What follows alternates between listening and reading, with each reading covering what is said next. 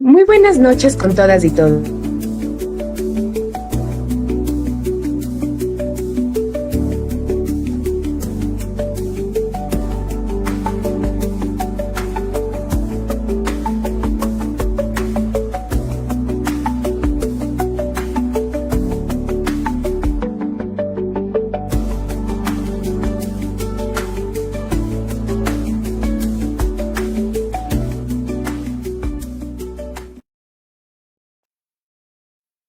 Muy buenas noches con todas y todos. La Unión Nacional de Educadores les da la más cordial bienvenida a este espacio de formación continua, pensado para fortalecer nuestras prácticas educativas y avanzar hacia una escuela más inclusiva, humana y consciente. Hoy desarrollamos el webinar Autismo y Educación, un tema fundamental para comprender la diversidad presente en las aulas y para promover entornos pedagógicos respetuosos, accesibles y pertinentes para niñas, niños y adolescentes dentro del espectro autista. Nos acompaña una invitada muy especial, la licenciada Lorena Araujo. Lorena Araujo Jácome es la coordinadora pedagógica de la Asociación de Padres y Amigos para el Apoyo y Defensa de los Derechos de las Personas con Autismo, APADA, del Ecuador. Es docente de educación inicial de 20 años, con 20 años de experiencia y es maestra en educación y neurodesarrollo de la Universidad Bolivariana del Ecuador.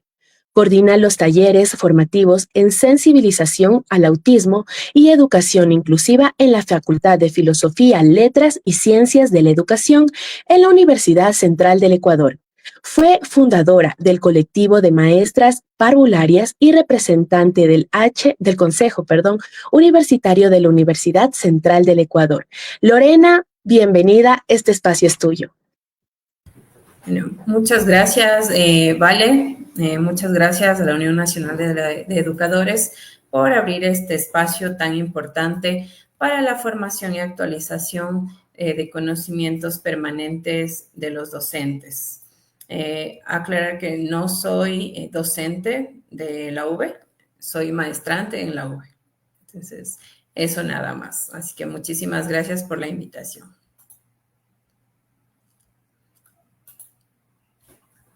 Ya, ¿podríamos dar paso, por favor, a la presentación?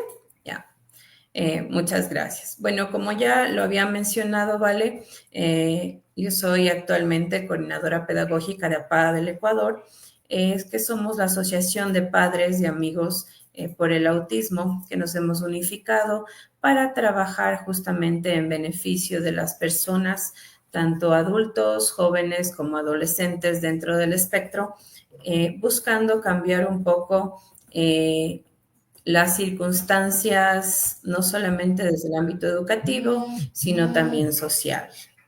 Entonces, el día de hoy vamos a hablar un poquito digo, porque realmente es muy poco tiempo para muchísimas cosas que se podría abordar en autismo y educación.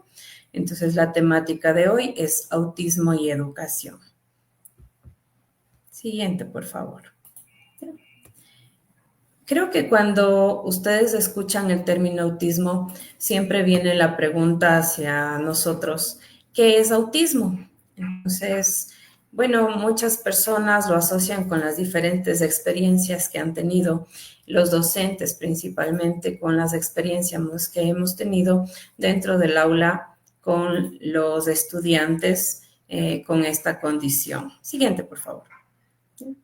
Pero diríamos prácticamente que el autismo es el trastorno del neurodesarrollo de base neurobiológica caracterizado por una alteración en la interacción social, de comunicación, asociada a los intereses restringidos, restrictivos y conductas estereotipadas. Quiere decir que nosotros, cuando hablamos de espectro autista, hablamos de dificultades en los procesos de socialización, comunicación y la flexibilidad en la imaginación principalmente. Siguiente.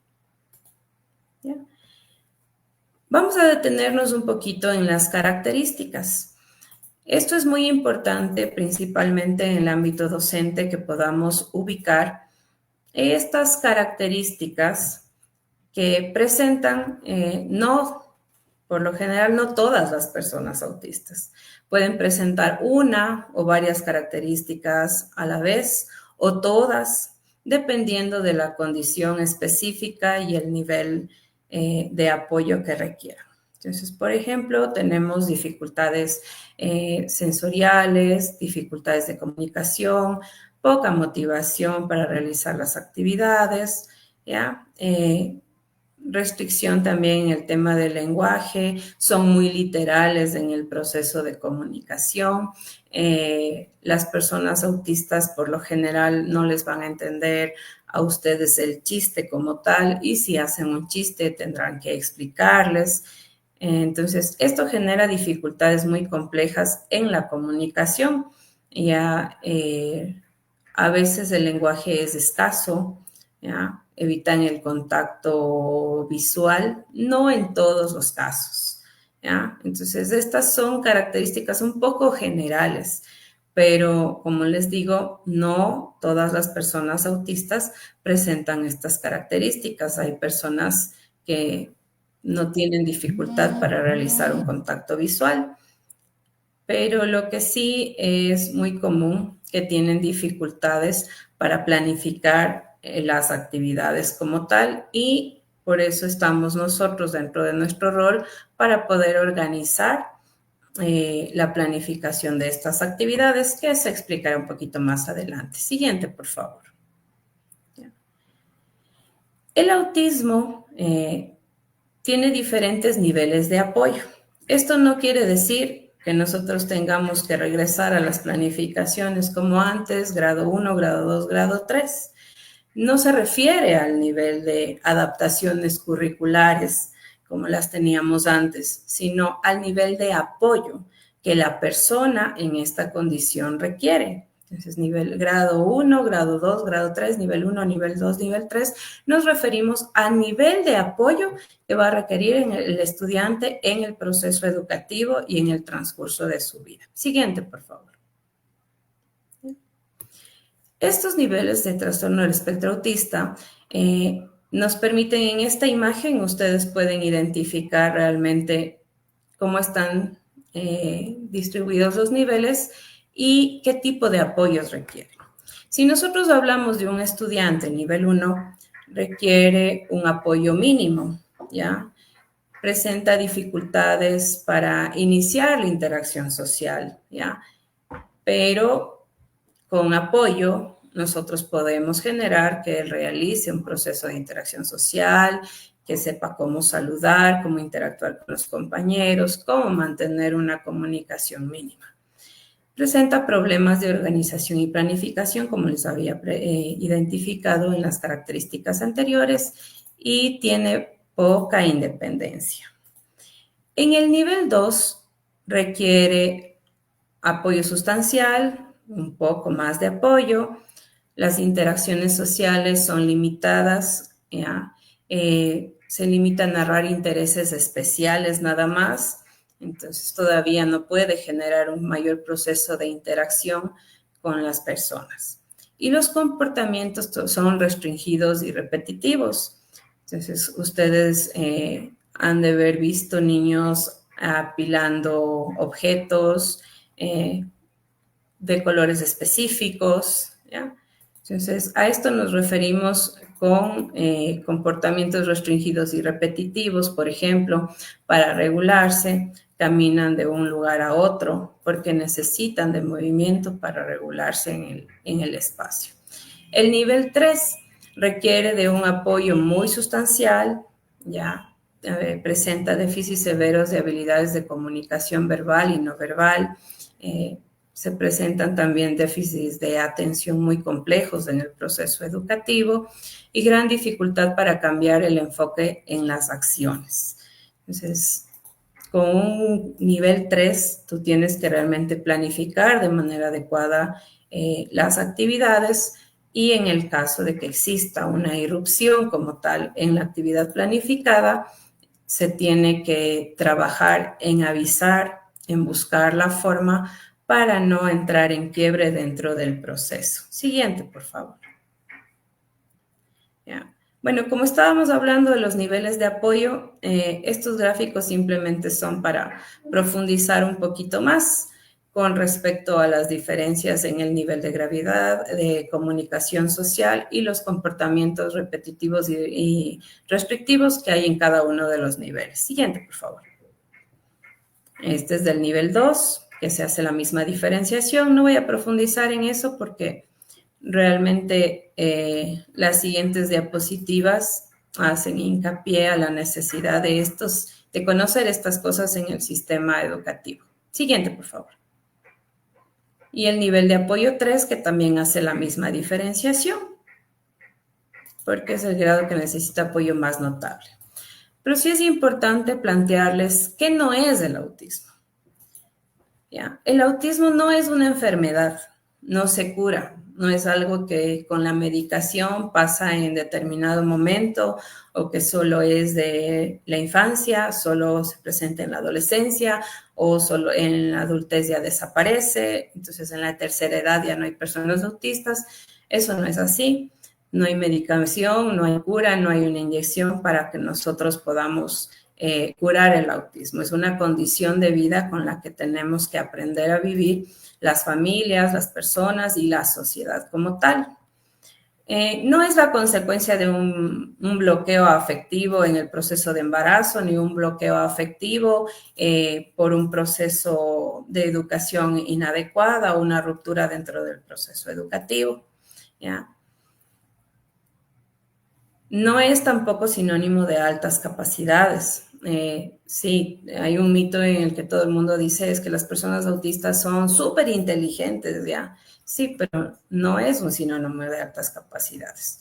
No todo autismo viene acompañado de altas capacidades. El autismo puede venir acompañado de un sinnúmero de dificultades de aprendizaje, venir acompañado también de un sinnúmero de morbilidades, de epilepsia, de bipolaridad. Entonces, el autismo es un trastorno bastante complejo, ¿ya? Que nosotros necesitamos aprender a entenderlo y estas pequeñas bases nos permitirán ir indagando, investigando más allá de lo que nosotros necesitamos conocer en el proceso educativo. ¿Ya? No es una incapacidad para aprender, ¿ya? Al contrario, más adelante veremos que aprovechando adecuadamente las fortalezas de las personas con esta condición, se puede desarrollar procesos educativos muy interesantes. ¿Ya? No es una incapacidad para mostrar afecto o relacionarse, al contrario, hay personas autistas que sí pueden generar contacto físico, que sí te pueden generar contacto visual, que son muy cariñosas, son muy expresivas, ¿ya? Que son muy abrazadoras. ¿Ya? Es un comportamiento por el que una persona generalmente se aísla voluntariamente del mundo externo. Eso es mentira, o sea, no es que las personas autistas viven aisladas en su mundo y cada uno vive en su mundo, ¿ya? Nosotros necesitamos ayudarles a que interactúen, ¿ya? A que se comuniquen. La dificultad de ellos es que al no poder comunicar sus emociones, sus sentimientos, sus pensamientos, ¿ya? Y no poder ser entendidos por los demás, es cuando se presenta este mito de que las personas autistas viven en su mundo. Y tampoco es un impedimento para el proceso de aprendizaje, para desarrollar un proceso de aprendizaje o para estar involucrado en la educación regular como tal.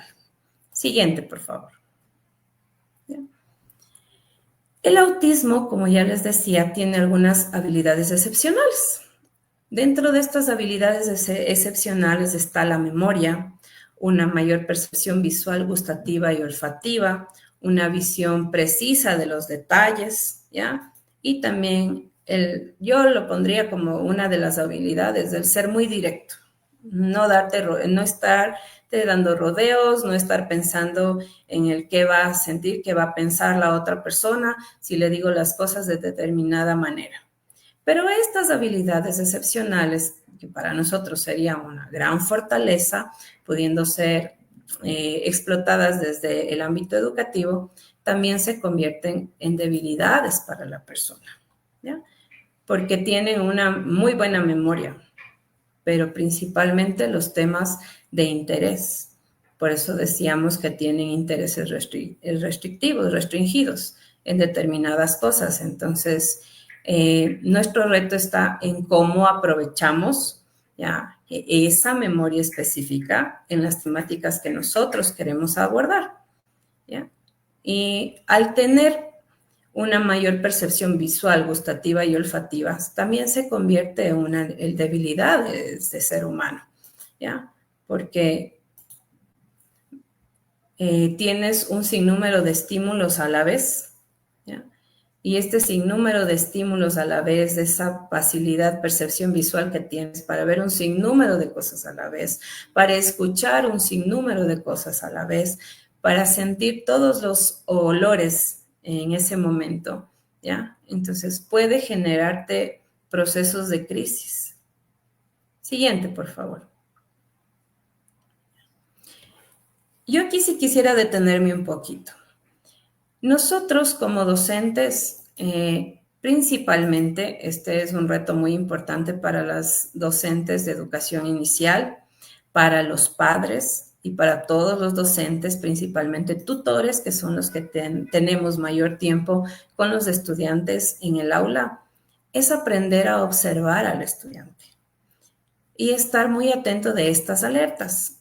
Si bien es cierto, no es hiperactividad como tal una de las conductas, porque la hiperactividad tiene que ser diagnosticada ¿ya? Por un especialista, pero el constante movimiento, el movimiento constante y repetitivo, ¿ya? Como por ejemplo los aleteos, los caminos constantes en puntillas, el correr en círculo constantemente, ¿ya? Nos pueden estar generando una alerta dentro del proceso educativo, ¿ya? Que prefiere jugar solo, ¿ya? No es que se aísla del grupo específicamente, ¿ya? Sino que prefiere jugar solo, ¿ya? Porque no le llama la atención ese tipo de juegos. La respuesta que ustedes como docentes encuentren en el proceso y busquen, ¿ya? Pero prefiere estar solo. Tiene intolerancia a determinados ruidos, por ejemplo, en los simulacros, el timbre de la alarma para el ingreso o salida, para el recreo, si escucha la alarma del teléfono, si escucha la alarma del reloj, ¿ya? Entonces, genera dificultad. La licuadora, ¿ya? Determinados ruidos que le generan molestia como los truenos, los juegos pirotécnicos, ¿ya? Intereses exclusivos por algunas cosas, como ya les había dicho. Por ejemplo, les encanta jugar con los carritos y específicamente ese carrito de ese color y a todos los carritos los alimentan o los dinosaurios, ¿ya? Ese tipo de juguetes. No hace contacto visual, como les dije, esto no es muy fácil darse cuenta, ¿ya? Porque puede ser que tú creas que te están observando, ¿ya? Están haciendo contacto visual porque están contigo frente a frente, pero él literalmente no te está mirando. O su mirada la sientes una mirada extremadamente profunda. O sea, solamente cuando lo veas, cuando lo mires a los ojos, te vas a poder dar cuenta de lo que yo intento expresarte. El retraso del lenguaje es bastante común, pero no necesariamente es una característica de todos, como les decía. Entonces puede ser que sea un niño de 8 años, pero él se le dificulta estructurar oraciones o explicarte, responder las preguntas de manera verbal o te responde de manera muy corta, ¿ya? Entonces no te argumenta, ¿ya? Está constantemente triste, depresivo, ¿ya? Rechaza el contacto físico, entonces, no le gustan los abrazos o él se acerca. Tienes que esperar al momento en que él se acerca, en que él dé el abrazo, en que él haga el contacto físico, porque ese momento él te llama.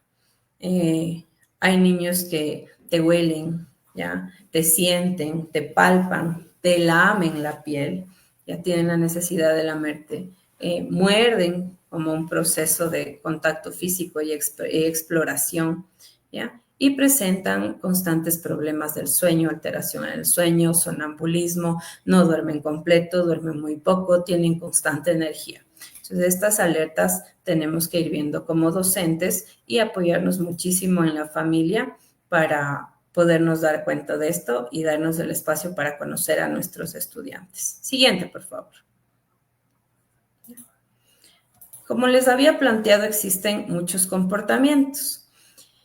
Y la hipersensibilidad o hiposensibilidad sensorial es una de ellas, ¿ya? Los ruidos que ya les había dicho, pero también hay sensaciones que ellos no las sienten.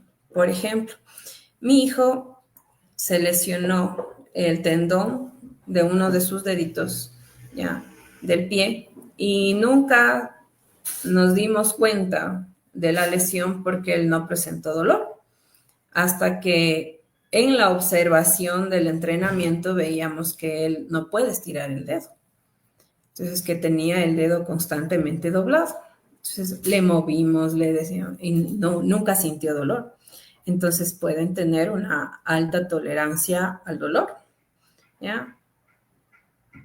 Los intereses limitados de los que ya hablábamos, entonces, para generarte un proceso de conversación, te hablan mucho, por ejemplo, de las películas que son de su interés específico, y por más que eran más grandes y con terapia de lenguaje y un sinnúmero de cosas, ellos puedan generar un proceso de conversación contigo, siempre regresarán a mantener la conversación en sus gustos, sus afinidades, sus temas de interés. Entonces, estos comportamientos generan desafíos en la comunicación, desafíos en la empatía cognitiva, desafíos para adaptarse a los cambios, como muchos de nosotros como seres humanos, ¿ya? Pero aquí es muchísimo más notorio. Siguiente, por favor. En los desafíos de comunicación se presenta muchas dificultades en la interacción social justamente porque tienen dificultades para comunicarse. Dificultades muchas veces no solamente para la comunicación verbal, ¿ya? Sino para también la comprensión. Entonces, cuando hablamos de comprensión para ellos es, como les decía, entender un chiste, ¿ya? Un doble sentido, una metáfora. Ahí es cuando empiezan las dificultades en determinadas materias, como por ejemplo lengua y literatura, ¿ya? El expresarse en la clase en una exposición, el realizar los trabajos en grupo y poder plantear las ideas en el mismo grupo. Y si en el mismo grupo es complejo, es mucho más complejo realizar la exposición como tal de los tiempos específicos y que se distribuyan temas para que cada uno de ellos hable. Entonces tenemos los desafíos para ajustar el lenguaje a la situación. Esos son los desafíos que nosotros, en el sistema educativo, los profesores, tenemos que buscar la forma de ir ajustando los lenguajes a la situación específica, ¿ya? Y según el nivel del lenguaje, en este caso de los estudiantes. Siguiente, por favor.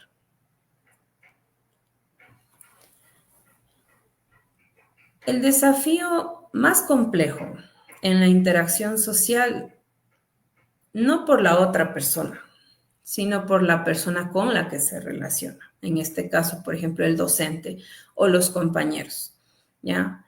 La dificultad no necesariamente la tiene la persona autista, sino nosotros en poder generar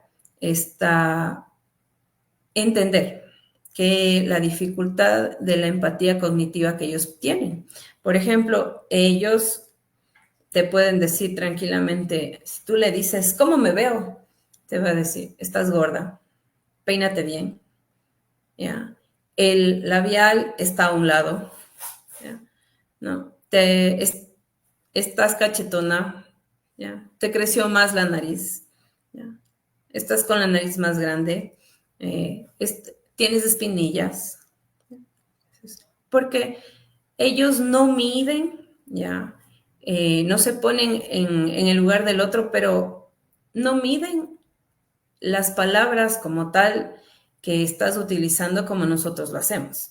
Entonces, tú te das muchas vueltas cuando te reúnes con el padre de familia para decirles que, mire, yo creo que por ahí hay algo, a veces su niño hace esto y esto y esto, y podría tener una valoración adecuada que le permita generar un proceso educativo en mejores condiciones. Entonces yo considero que debería ir a lo mejor donde un profesional que le permita obtener estrategias para apoyarle desde la escuela. Entonces nos damos muchas vueltas cuando simplemente esa persona le hubiese dicho, yo creo que su niño tiene características que están dentro del espectro autista, entonces le recomiendo ir donde un profesional para que le valore. ¿Sí? Entonces a nosotros como docentes dar una explicación de esa manera nos podría meter en muchos problemas y por eso es que nos damos muchas vueltas para abordar este tema con los padres de familia. Simplemente ellos son más directos y no entienden el por qué. Deberían estar sintiendo o pensando lo que la otra persona piensa o cómo la otra persona va a actuar. Siguiente, por favor. Los desafíos para adaptarse a los cambios es algo muy complejo, ¿ya? Pero sí es posible, ¿ya? Entonces, en la interacción social, con el desarrollo de un adecuado proceso de comunicación, con un adecuado proceso de regulación sensorial, con las terapias adecuadas, ¿ya? Podemos generar nosotros esta posibilidad de adaptarse a determinados cambios, anticipando los cambios que van a darse.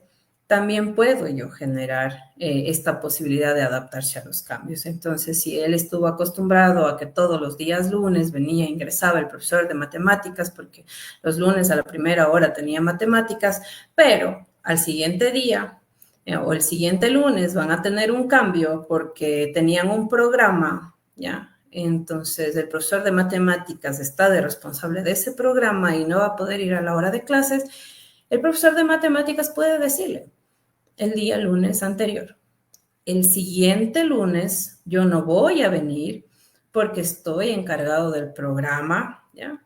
Entonces, cuando llega el otro profesor a reemplazar en esa hora y quedarse con los estudiantes, dicen, el profesor de matemáticas no pudo venir porque como les informó la clase anterior, estaba en el programa.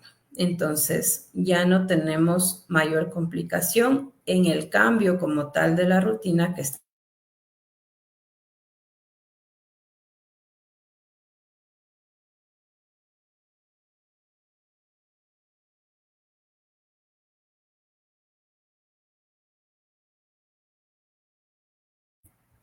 Siguiente, por favor.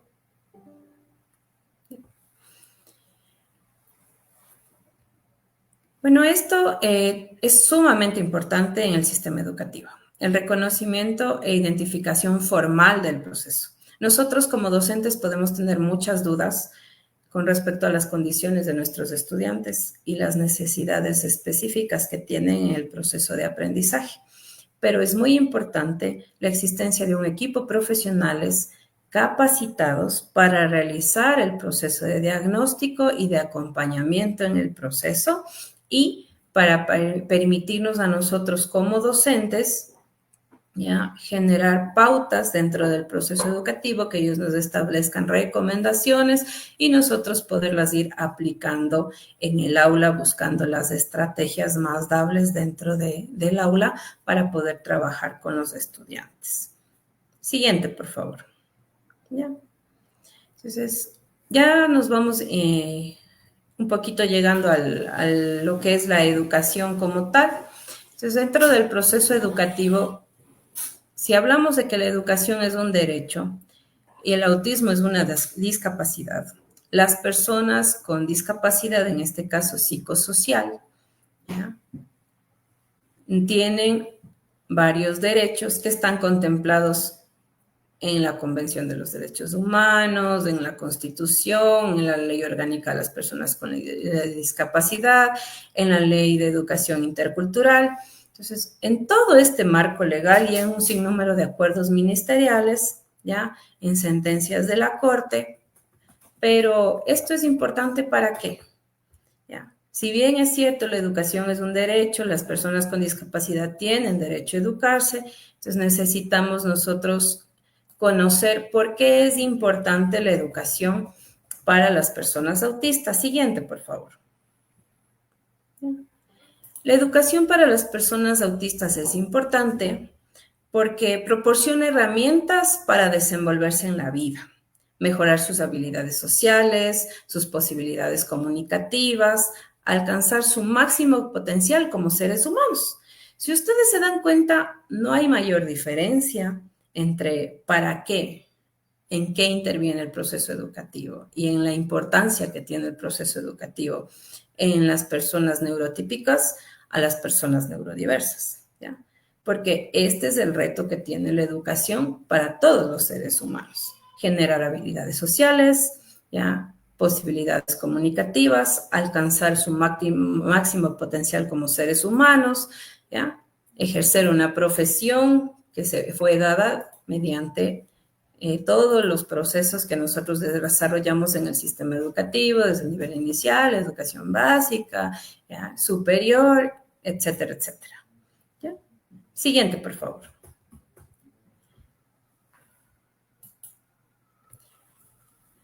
Los beneficios de la educación para las personas con TEA, como ya les decía, aparte de este que es general, ¿ya? Es el desarrollo de las habilidades sociales y comunicativas. ¿Por qué?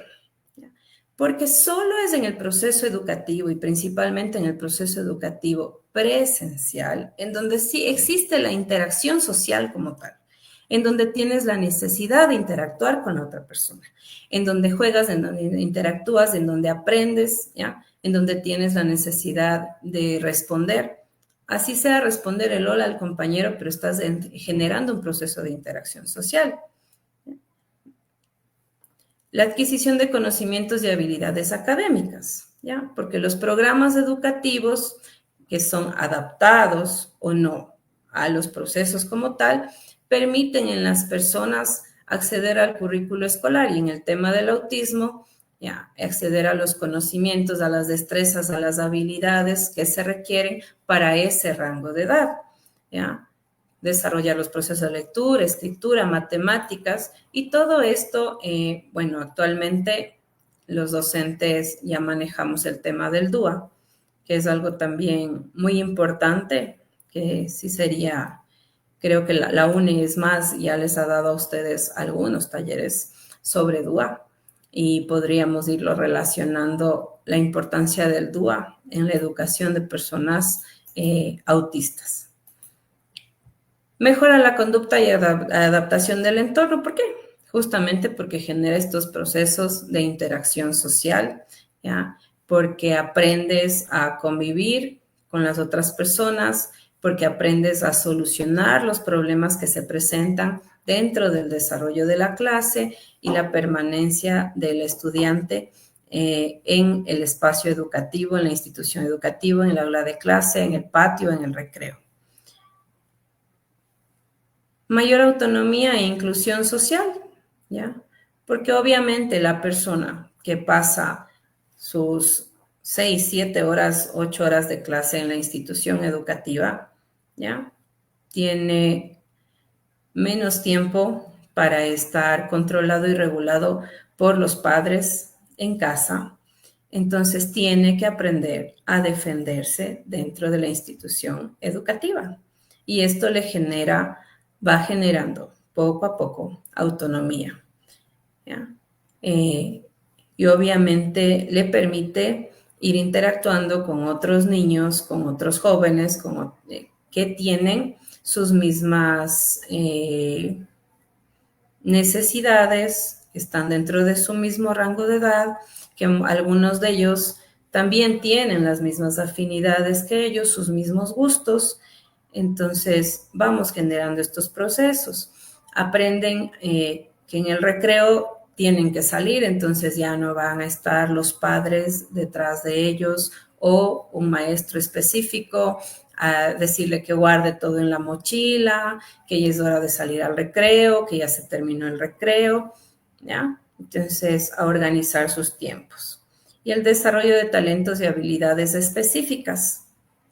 Como les decía, muchas personas autistas tienen un sinnúmero de habilidades únicas.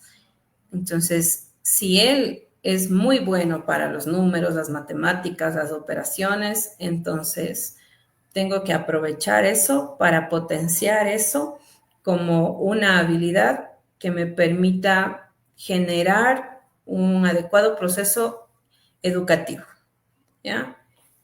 La música, las ciencias naturales, entonces les gustan los experimentos, ¿ya? Les gustan sentir como tal, experimentar las cosas, entonces puedo aprovechar. Siguiente, por favor. Y aquí es una pregunta que deberíamos hacernos todos los docentes. ¿Cree usted que el docente juega un rol en el diagnóstico oportuno? Siguiente, por favor. Sí, ¿ya? Los docentes, ¿ya? Jugamos un rol sumamente importante, ¿ya? Y principalmente los docentes de educación inicial, ¿ya? Las docentes de primero de básica juegan un diagnóstico muy importante, un rol muy importante en el proceso de diagnóstico del niño. ¿Por qué?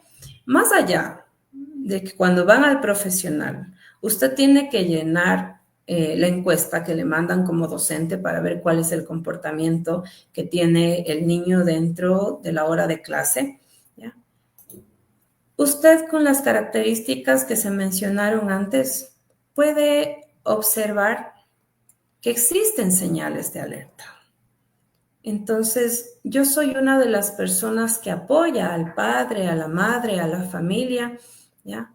A que se realice el proceso de diagnóstico como tal.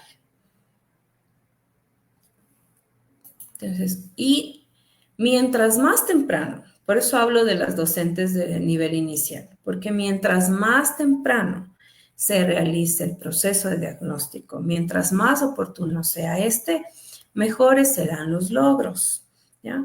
Mejores procesos se podrán desarrollar de manera adecuada y a tiempo, ¿ya? Porque el diagnóstico tardío en la universidad, en el trabajo como tal, es muchísimo más complejo y la persona ya ha aprendido a enmascarar determinadas características, ya, determinadas condiciones, ¿ya? Por el proceso de socialización que ha vivido. Pero principalmente, si nosotros apoyamos en este proceso de observación para que el profesional pueda realizar un diagnóstico oportuno, ¿ya? Podremos darle la posibilidad de potenciar todas esas habilidades y destrezas que el estudiante requiere en determinados rangos de edades. Siguiente, por favor.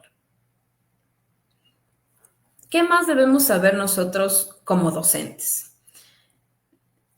Nosotros debemos conocer que existe un plan de fortalecimiento para la inclusión educativa de estudiantes dentro del espectro autista que lo maneja el Ministerio de Educación, que debería ser socializado en todas las instituciones educativas, en todos los DESES, en todo lo que quienes estamos vinculados en el sistema educativo como tal. Siguiente, por favor. Ya, este plan, ¿qué hace? Este plan que ha estructurado el Ministerio de Educación te da un sinnúmero de materiales, instrumentos que te van a permitir a ti como docente, ya, leer y conocer cómo podrías realizar el abordaje dentro del aula como tal. Entonces, los instrumentos de los que les estoy hablando es el instructivo para la atención educativa a estudiantes dentro del espectro autista en el Sistema Nacional de Educación, el instructivo para la aplicación de evaluación psicopedagógica, el modelo de gestión de los docentes de apoyo a la inclusión, lineamientos para la evaluación de los aprendizajes para personas con necesidades educativas específicas asociadas o no a la discapacidad, sea esta autismo o no, mapa de la inclusión del currículo educativo nacional. Y si ustedes leen con detenimiento cada uno de estos documentos, van a encontrar que está especificado los roles que cada uno de nosotros asumimos. El rol que tiene el docente, el rol que tiene el docente de la materia específica, el rol que tiene el psicopedagogo, el personal del DES, el personal de apoyo a la inclusión, el rol que tiene la familia, el rol que tiene la autoridad de la institución educativa como tal, ¿ya? Y obviamente el rol que entra a jugar el estudiante en este proceso. Siguiente, por favor. El instructivo para la atención educativa a estudiantes dentro del espectro autista es muy importante que se lo maneje dentro del aula y nosotros como docentes, porque te establece algunos momentos importantes. Siguiente, por favor. El instructivo contiene las características del estudiante dentro del espectro autista, ¿ya? Cómo se hacen los procesos de derivación, la atención y sensibilización y la formación que se tiene que dar tanto a la familia como al estudiante y el acompañamiento que se tiene que realizar al estudiante, a la familia y a los diferentes miembros de la comunidad educativa como tal. Siguiente, por favor. También se marca una ruta de atención para estudiantes dentro del espectro. Entonces, si bien es cierto, esta no es la ruta específica que está determinada en este instructivo, pero esta gráfica explica a más detalle lo que nosotros debemos manejar dentro de la ruta de atención para los estudiantes y realmente debería ser una ruta de atención hacia todos los estudiantes, ni siquiera solamente a los estudiantes dentro del espectro o a los estudiantes con una necesidad educativa. Si tuviéramos la posibilidad en nuestros tiempos de organizar los horarios, las instituciones educativas y que nos entreguen a nosotros con tiempo y que nos entreguen a nosotros con tiempo un sinnúmero de material para conocer a los estudiantes con los que nosotros vamos a trabajar en el siguiente año, entonces realmente podríamos realizar muchas cosas. Entonces, esta ruta de atención habla claramente de la bienvenida y acogida que debemos realizar dentro del educativo, ¿ya? El diseño de ambientes de aprendizaje, la evaluación y la promoción del estudiante. Siguiente, por favor. En estos momentos te habla también, en la bienvenida y acogida, hablamos de 2 pasos. El comprender la diversidad cuando hablamos de TEA y conocer el contexto de la o el estudiante dentro del espectro que ingresa a tu aula de clase, que ese año tú tienes que trabajar con él durante el ciclo escolar. El momento 2, que era el diseño de ambientes de aprendizaje, te habla del paso 3 y el paso 4, construir la valoración pedagógica, crear las condiciones favorables para el aprendizaje y la participación. Y el momento 3, la evaluación y la promoción. Son determinar el proceso del lado del estudiante con TEA y orientar la continuidad del proceso educativo. Siguiente, por favor. ¿Qué más debemos saber sobre nuestros estudiantes para empezar la inclusión educativa? Un proceso de inclusión educativa no se puede realizar si nosotros no conocemos las necesidades como tal del estudiante. Siguiente, por favor. ¿Ya? Lo primero que debemos saber es que necesitamos individualizar la educación, porque no todos los seres humanos somos iguales ni aprendemos iguales, ¿ya? Entonces, no necesariamente lo que tú aplicas para un estudiante te pueda servir para el otro. No necesariamente lo que te sirvió en ese año para trabajar ciencias naturales con esa generación de estudiantes te va a servir para la siguiente generación o el siguiente ciclo escolar, porque ellos van cambiando, sus necesidades cambian, ¿ya? Sus intereses cambian. Encontrar un sistema de comunicación común que nos sirva a todos. Yo por eso hablo mucho de que el DUA sirve muchísimo a los docentes y nos menora un montón la carga que nos hacían las adaptaciones curriculares grado 1, grado 2 o grado 3, porque el DUA sí permite individualizar el proceso educativo, ¿ya? Y la estrategia que te plantean, este niño es más auditivo, más visual, entonces tienes que trabajar con mayor cantidad de videos, con mayor cantidad de imágenes, te sirve para abordar la misma temática con toda la clase, con todos los estudiantes.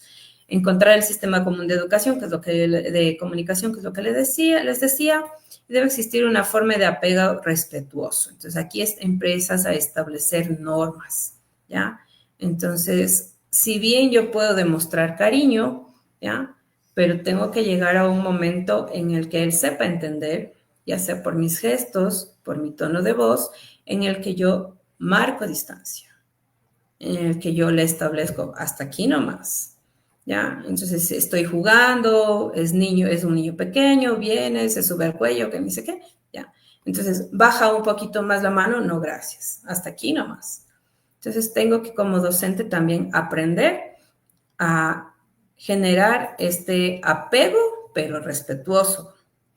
Trabajar con la familia, el terapeuta, pero nunca olvidar a la persona con TEA. A veces tenemos una gran dificultad en las instituciones educativas. Hacemos la planificación, nos revisan internamente, nos revisa el docente de apoyo a la inclusión, vienen, hacemos la reunión con la psicóloga, con la terapista de lenguaje, con la terapista que le corresponde en ese momento al estudiante. Todo eso lo hacemos, pero ¿en qué momento interactuamos con el estudiante?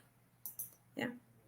Entonces, aparte de desarrollar el proceso como tal en el aula, ¿qué otro espacio nos damos nosotros para interactuar con el estudiante? Entonces, por eso nunca debemos olvidar que ese es el centro, el estudiante y luego lo demás. Siguiente, por favor.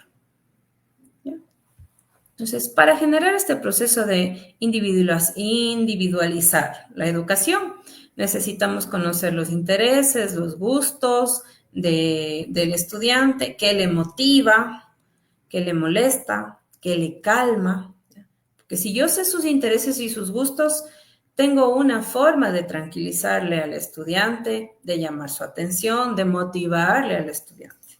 Si yo sé lo que le molesta al estudiante, entonces trabajo con el grupo, trabajo conmigo, trabajo con el resto de compañeros y como institución educativa para evitar que se den estos procesos. Si yo sé qué es lo que le calma al estudiante, puedo evitar una crisis. Entonces, la crisis como tal no va a llegar porque yo sé lo que le calma al estudiante. Entonces, si yo ya le veo molesto por el ruido de la alarma, ¿ya? Y yo sé que eso le molesta, entonces prevengo, ¿ya? Le digo, ¿sabes qué? Hoy hay el simulacro, entonces vamos a evitar este ruido, ¿ya? Puedes taparte los oídos porque en 3 minutos ya va a sonar la alarma, entonces yo te aviso y, a ver, te tapas los oídos o me permites, yo también te tapo, ¿ya? Nos tapamos juntos. Entonces, los intereses y gustos nos permiten a nosotros motivarle en el proceso educativo al estudiante. Siguiente, por favor. ¿Ya? Entonces, yo creo que esto es básico. Los docentes debemos plantear estrategias para facilitar el proceso de enseñanza-aprendizaje, ¿ya? Y responder a la diversidad individual. ¿Ya? Ese es otro reto del DUA. Y para eso necesitamos un trabajo entre familia y escuela. Y principalmente como docentes internos, dentro de la institución.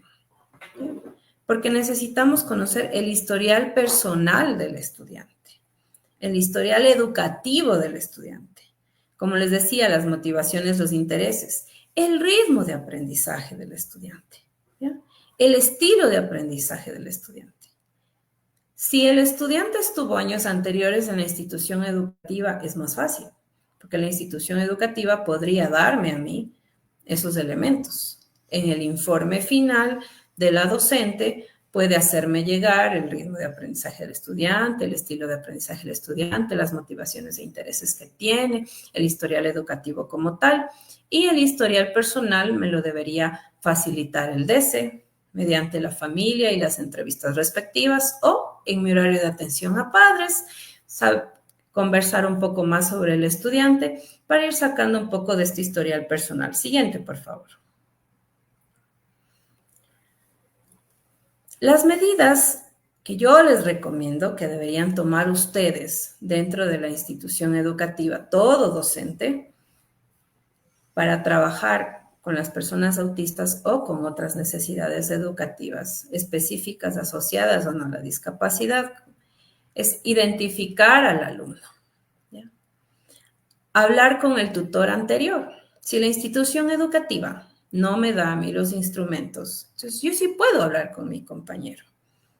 ¿Ya? Y saber cómo era el niño el año anterior en el proceso educativo. Qué dificultades tenía, qué potencialidades tenía. ¿Ya?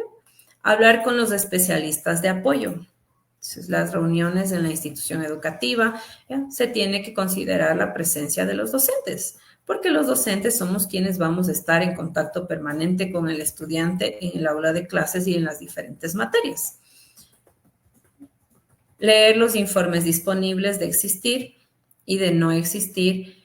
También solicitar a la institución como tal que apoye en el proceso para que existan estos informes, para que se desarrolle el informe psicopedagógico, para que se les remita a la UDAI y que la UDAI nos pueda remitir el informe psicopedagógico, que será de gran apoyo para mí como docente, porque sé cuál es la condición del estudiante, qué necesidades tiene, qué diagnóstico tiene, qué sugerencias me hacen, cómo puedo aplicarlas. ¿Ya? Realizar la evaluación inicial. Entonces, no se lleva mucho tiempo, haga un checklist, ¿ya?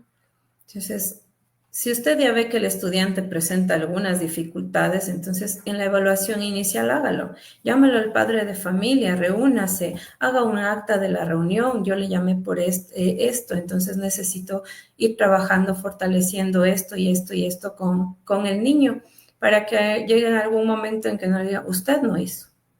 ¿Ya?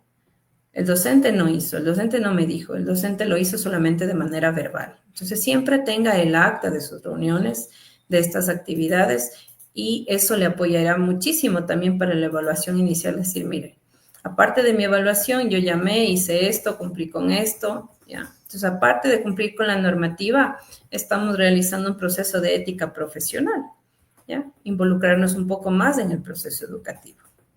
Elaborar y adaptar el material. Entonces, depende del material y las cosas que ustedes vayan a elaborar y adaptar y la necesidad de la adaptación como tal y de los apoyos que se necesiten dar. Siguiente, por favor. Entonces, aquí hablamos de la enseñanza estructurada, ¿ya? Que sería la base para nosotros trabajar con las personas TEA dentro del aula. ¿Y qué es la enseñanza estructurada? Es un programa de trabajo en el aula que ayuda a intervenir en la educación conforme a las habilidades, intereses, necesidades, destrezas, ¿ya? Buscando el desarrollo de las potencialidades, ¿ya? Minimizando las debilidades y las dificultades que presenta el estudiante. Siguiente, por favor. ¿Ya? ¿Cuáles serían los componentes de esta enseñanza estructurada? La estructura física, ¿ya? Y en esto es básico, yo no me refiero a las rampas y ese tipo de cosas. Yo me refiero, por ejemplo, a la menor cantidad de estímulos, trabajar en un aula que no tenga distractores, ¿ya? Que sus paredes sean la mayor cantidad de tiempo blancas en lo posible. Y que el trabajo, el material que tú vas a trabajar con los apoyos gráficos, de la estructuración de rutinas y eso sean en determinado espacio o temporales para la actividad como tal que yo voy a realizar. ¿Ya? Entonces termina la actividad y las paredes, la pizarra regresa a su estado natural para evitar esta sobrecarga de un sinnúmero de imágenes, de colores, de figuras, de formas que existe dentro de las aulas de clase en el sistema educativo. Siguiente, por favor. Siguiente. ¿Ya? Las técnicas educativas que se pueden usar. Hay diversas y como docentes podemos innovar un sinnúmero de cosas para aplicar dentro del aula de clase y de la materia como tal. Pero sí necesitamos plantear específicamente que los aprendizajes deben ser en contextos naturales, ir pasando de lo concreto a lo abstracto. Los seres humanos aprendemos mucho con la manipulación, el juego. Entonces necesitamos realizar procesos de juego previo, hacer como la actividad de inicio, la actividad de desarrollo y la actividad de cierre en esa temática específica, en la clase específica que vamos a planificar y que vamos a dar. Evitar aulas con estímulos sobrecargados. Entonces, esto es lo de los estímulos medidos, visuales, auditivos, etcétera. Ya, como les decía. Entonces, las imágenes como tal, los videos que nosotros vamos a ver, sean utilizados específicamente para ese momento, esos espacios. ¿Ya? Ser claros y fijar normas. ¿Ya? En todo proceso educativo deben estar fijadas normas con claridad, normas sencillas, por más pequeño o por más grande que sea el estudiante. Si las normas son claras, nos evitamos incidentes entre estudiantes con el docente o los docentes con los padres de familia, y las normas, las reglas claras con los estudiantes también nos evitan a nosotros los sumarios administrativos. Es importante fijar las normas, como les había planteado, pero con coherencia y con consecuencia. ¿Ya? Entonces, no es que yo entro, fijo la norma y digo, estudiantes, ¿ya? En mi clase nadie va a utilizar el teléfono. ¿Y por qué? No solamente el estudiante autista, sino todo estudiante te va a preguntar por qué. Entonces, puedes ingresar con los más grandes, generar un consenso de normas y de reglas de la clase, que por lo general la mayoría de docentes lo hacemos. Entonces, establecemos un consenso de normas, no necesariamente imponemos las normas o las reglas de la clase, ¿ya? Comunicar siempre las cosas antes de juzgar. Presentación visual de la información, que es algo que ya les había planteado también. Conceptos de finalización de tareas, rutinas de flexibilidad, de estructuras predecibles. Son importantes también las agendas escolares. Siguiente, por favor. Ya. Entonces, cuando hablamos de organizar la rutina de trabajo diario, podemos organizarla de esta manera. ¿Ya? Entonces, esta rutina de trabajo diario la organizamos, por ejemplo, en el aula. ¿Ya? Entonces, no necesariamente tengo que hacerla para todos los estudiantes, ¿verdad? Pero como tengo mi estudiante como tal que requiere de esta estructuración, entonces coloco la fotito de él, ¿ya? El saludo, el gráfico de trabajo individual, ¿ya? Vamos a realizar, por ejemplo, actividades de construcción y luego nos vamos a ir a recreo. Entonces, él sabe y tiene estructurada la rutina como tal. Y si yo necesito cambiar la rutina con las mismas imágenes, voy cambiando, ¿ya? La rutina como tal. Porque digamos que después del trabajo individual ya no voy a hacer actividades de construcción y necesito salir a recreo.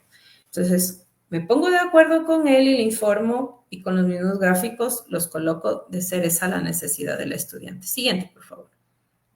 Esto también lo van a mantener en casa y es muy importante que se plantee el apoyo de los padres de familia en la casa, ¿ya? Si nosotros establecemos este tipo de rutinas, se tienen que trabajar también con ellos. Entonces, ellos deben mantener las mismas rutinas en casa, principalmente en el tema de la generación de hábitos, sus tiempos de estudio y ese tipo de cosas, para que ellos también puedan entender, ¿ya? Cuáles son las rutinas que deben mantener en casa y cuáles son las rutinas que deben mantener en la escuela y cuáles son las diferencias de las rutinas que se realizan en casa y las rutinas que se manejan en la escuela. Siguiente, por favor. ¿Ya? Entonces, cuando hablamos nosotros de estudiantes dentro del espectro, podemos nosotros plantearnos los objetivos, ¿no es cierto?, por materias. Entonces, por ejemplo, en las matemáticas. Nosotros necesitamos en las matemáticas facilitar la comprensión de conceptos abstractos mediante lo concreto y lo visual. Entonces, planteamos algunas estrategias, como el uso de algunos elementos manipulativos, la gamificación, el juego, ¿ya? Para sumar, para restar, para multiplicar, para dividir, y los problemas contextualizados. Relatos breves que incluyen operaciones matemáticas, por ejemplo, ¿ya? si tengo la posibilidad y son pocos estudiantes, entonces yo llevo el pastelito para cortarlo en partes, entonces trabajar fracciones, trabajar la división, trabajar sumas, ¿ya? Siguiente, por favor. Entonces, ¿por qué con las matemáticas? ¿Ya? En las matemáticas tenemos que realizar un uso flexible de estrategias en todas las materias, pero mire, las matemáticas generan habilidades procedimentales, ¿ya?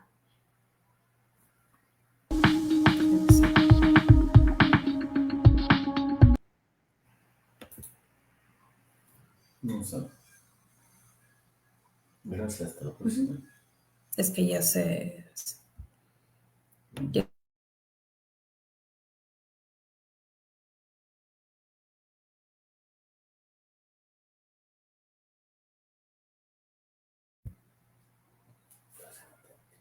ya.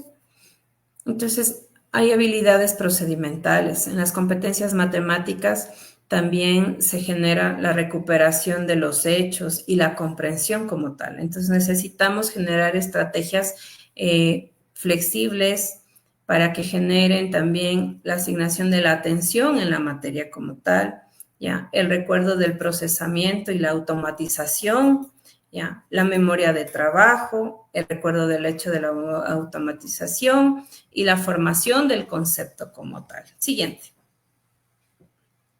En lengua y literatura, si necesitamos mejorar la atención, la expresión verbal escrita mediante actividades estructuradas y creativas, ¿qué necesitamos? Estrategias, ¿ya? Lectura guiada con pictogramas, por ejemplo, usar cuentos cortos con imágenes, ¿ya? Segmentación de textos, dividir la lectura en párrafos, realizar preguntas, la lectura de párrafos cortos. Entonces, en vez de preguntarle si tiene dificultades para escribir, qué es lo que la idea principal del cuento, entonces te puede dibujar o que te dibuje los personajes.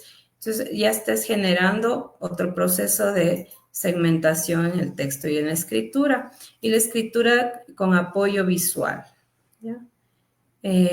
Usar organizadores gráficos como mapas de personajes o secuencias de eventos, ¿ya? Siguiente, por favor.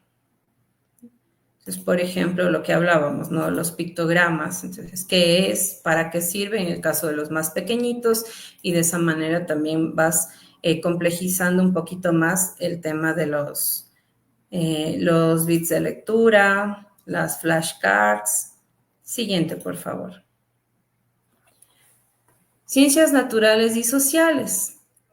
Promover la curiosidad y el aprendizaje activo con experiencias multisensoriales. Ese es nuestro reto, ¿no es cierto?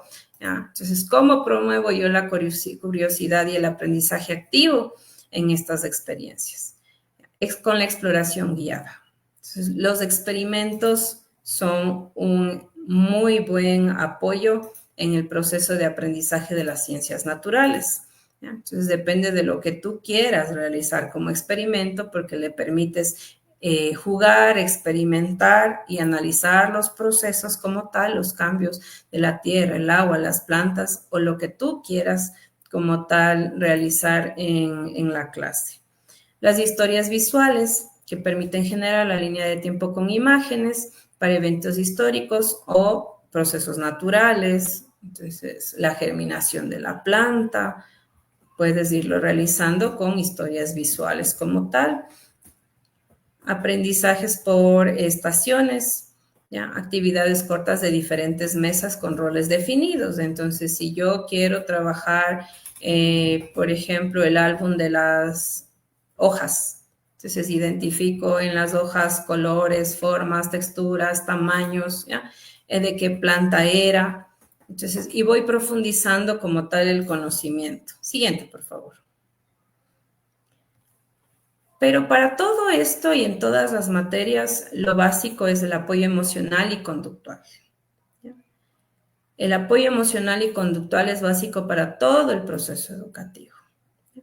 Porque si emocionalmente estoy conectado con el estudiante, él va a lograr generar un mejor proceso de aprendizaje, porque tendrá la confianza de decirme lo que se le dificulta aprender, porque tendrá la confianza de permitirse experimentar y hacer las cosas que yo le estoy planteando para mejorar.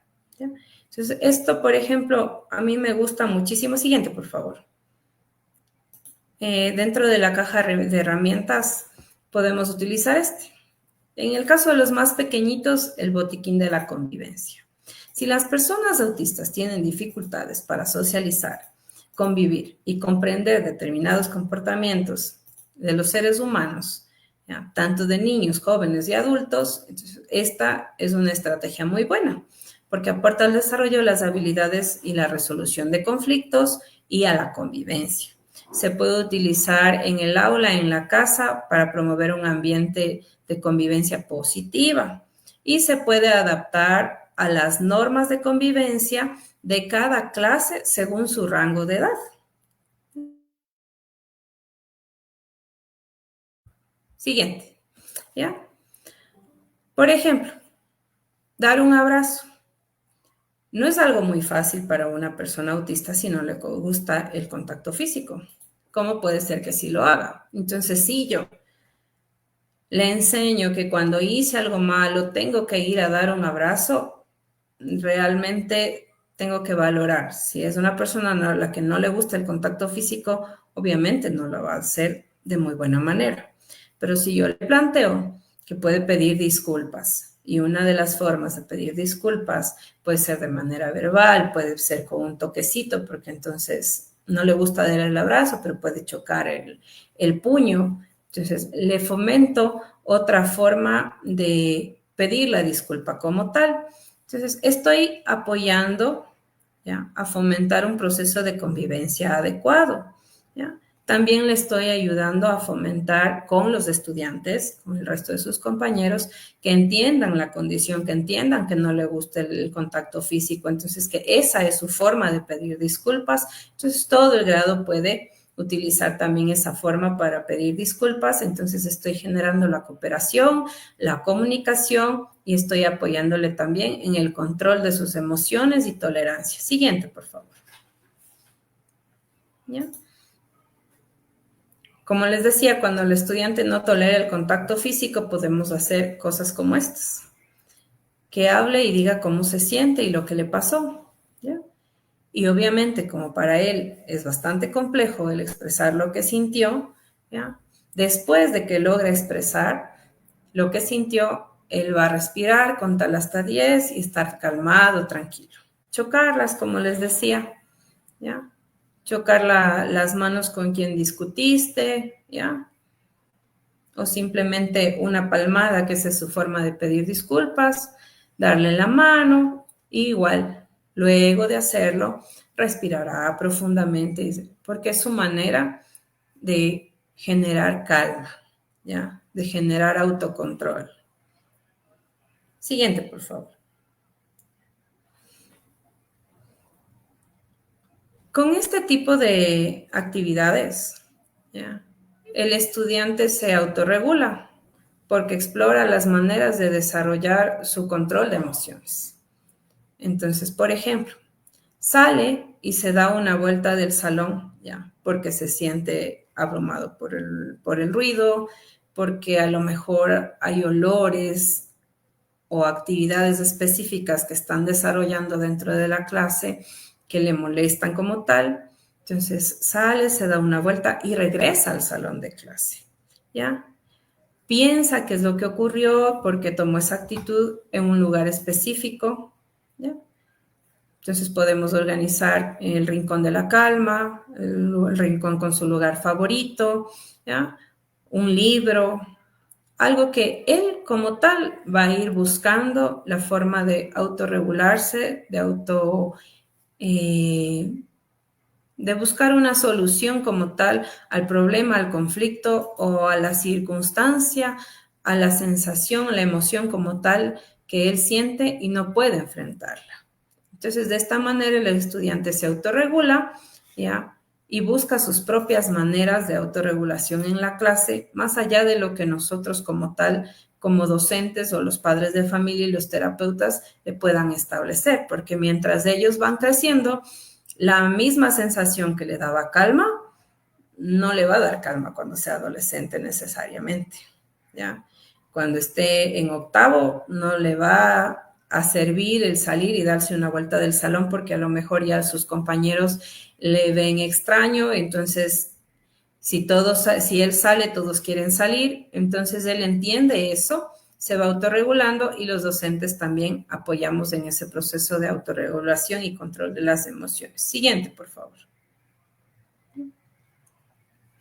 Entonces, claro, si discuto con alguien, hago las paces por el conflicto que tuve, pero entramos otra vez a lo mismo. ¿Cómo hago las paces con por el conflicto que tuvimos en relación a todo lo que les habíamos planteado?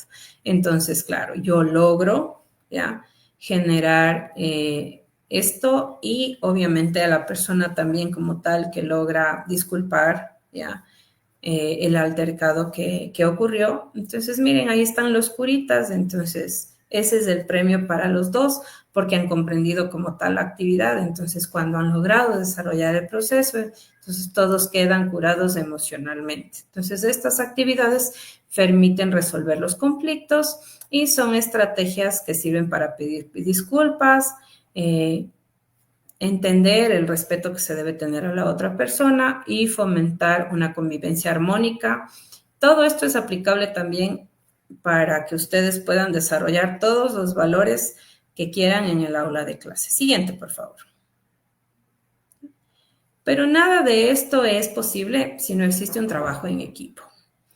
Nosotros como asociación siempre hablamos con los padres de familia sobre la importancia de este trabajo en equipo, de la familia, el compromiso de la familia con la institución educativa, con la docente, con la psicóloga, con los terapeutas, con los profesionales, porque cada uno de ellos va a permitir que el proceso educativo se desarrolle como tal y que el ser humano logre llegar a su plenitud, ¿ya?, que genere su propio proyecto de vida, que llegue a alcanzar su proyecto de vida, ¿ya?, y obviamente lo que esperamos todos, que obtenga su título profesional, que se gradúe, ¿ya?, y que logre los procesos de aprendizaje que nosotros necesitábamos en ese momento, que fue nuestro estudiante. Entonces, el verle ya graduado al joven, al niño, a la niña como tal,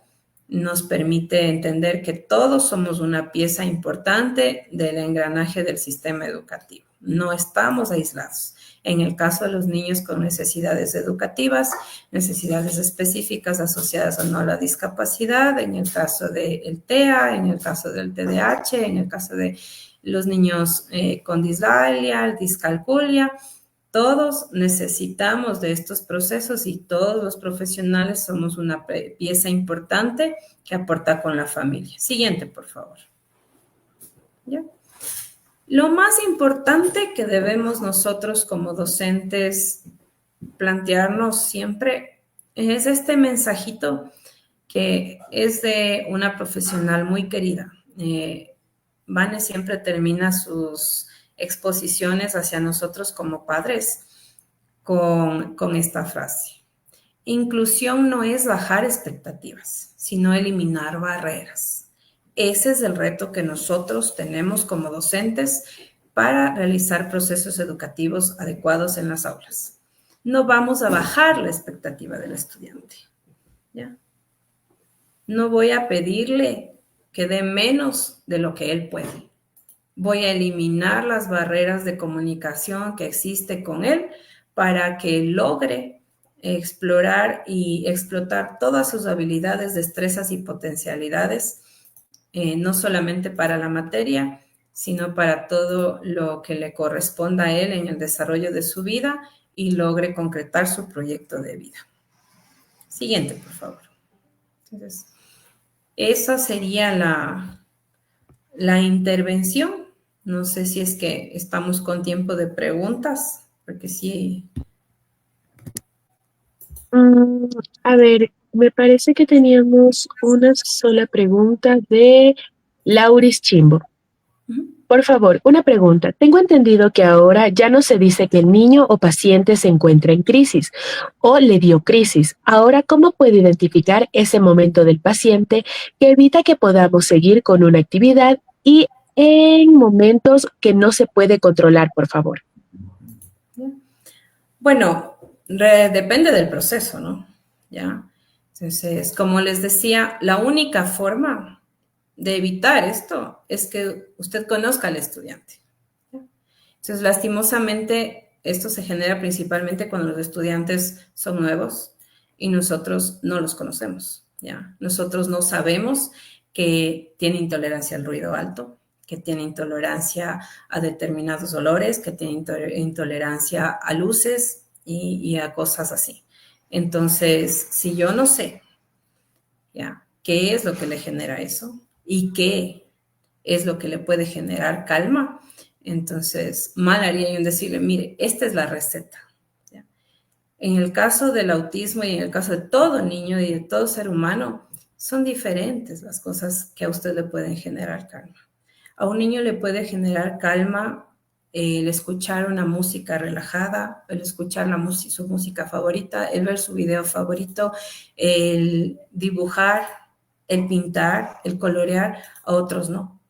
Entonces es muy difícil saber qué es lo que le genera molestia al estudiante como tal si yo no tengo una información previa y si es mi primer día de clase. Pero si yo ya voy en el proceso de observación, ¿ya? Y por eso tengo que observar mucho a mi estudiante, ¿ya? En el proceso de educación voy observando determinadas conductas, que si se tapa los oídos cuando escucha determinados sonidos y todo. Entonces, y todas esas cosas que yo en su gestualidad puedo observar, en determinado momento en la clase se suman, yo tengo que aislar en ese momento al estudiante, ¿ya? No todos los estudiantes van a permitirte contacto físico, entonces yo mal haría en decirte, vas a abrazarle al estudiante para que se calme, porque lastimosamente puedes generar un proceso de más angustia, ¿ya? Entonces no hay una receta para decirte así se aborda esa crisis, porque solo el docente que está en ese momento es el que sabe lo que está ocurriendo, lo que ocurrió previo, ¿ya? ¿Por qué se dio? ¿Ya? Y cómo puedo en ese momento enfrentarlo, porque cada niño es diferente y cada proceso es diferente. Listo, muchas gracias. A nombre de la Unión Nacional de Educadores, agradecemos profundamente la participación de todas y todos ustedes en este webinar Autismo y Educación. Gracias por su interés en seguir aprendiendo y construyendo una educación más inclusiva. Un agradecimiento especial a la licenciada Lorena Araujo por compartir sus conocimientos, su experiencia y su sensibilidad sobre un tema tan necesario para nuestro quehacer como docentes. Les invitamos a seguir atentos a la programación de la UNE y a continuar fortaleciendo las prácticas pedagógicas que transforman vidas y garantizan derechos. Que tengan una excelente noche y hasta un próximo encuentro. Muchas gracias. Gracias, linda noche.